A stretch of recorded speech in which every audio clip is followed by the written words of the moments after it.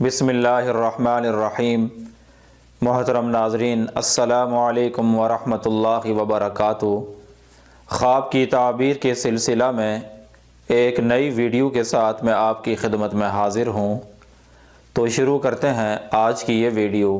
آج کی یہ ویڈیو خواب میں تھوکنے سے متعلق ہے۔ حضرت ابن سیرین رحمۃ اللہ علیہ نے فرمایا ہے، اگر کوئی آدمی خواب میں دیکھے کہ اس نے تھوکا ہے تو اس کی تعبیر ہے کہ وہ کوئی ناجائز اور نامناسب بات بولے گا۔ اگر کوئی آدمی خواب میں دیکھے کہ اس نے مسجد میں تھوکا ہے تو اس کی تعبیر ہے کہ وہ آدمی دین کے بارے میں کوئی غلط بات کہے گا، اور اسی طرح سے اس آدمی نے جہاں تھوکا ہے وہ آدمی اس جگہ والوں کے بارے میں کوئی بری بات کہے گا۔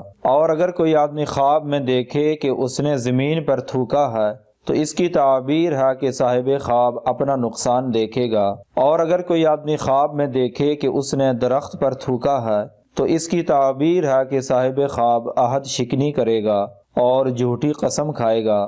حضرت ابراہیم کرمانی رحمۃ اللہ علیہ نے فرمایا ہے، خواب میں گرم تھوک دیکھنا عمر کے طویل ہونے کی علامت ہے، اور ٹھنڈی تھوک دیکھنا موت پر دلیل ہے، اور خواب میں سیاہ تھوک دیکھنا غم اور پریشانی پر دلیل ہے، اور زرد تھوک دیکھنا بیماری پر دلیل ہے، اور تھوک کا منہ سے نکلنا اور کپڑے آلودہ نہ ہونا اس بات کی دلیل ہے کہ صاحب خواب باطل اور جھوٹا علم حاصل کرے گا اور صاحب خواب جھوٹ بولے گا۔ اور اگر کوئی آدمی خواب میں دیکھے کہ بلغم گالوں سے نکل کر اس کی آستین میں لگا ہے تو اس کی تعبیر ہے کہ صاحب خواب اپنا مال اہل و عیال پر خرچ کرے گا۔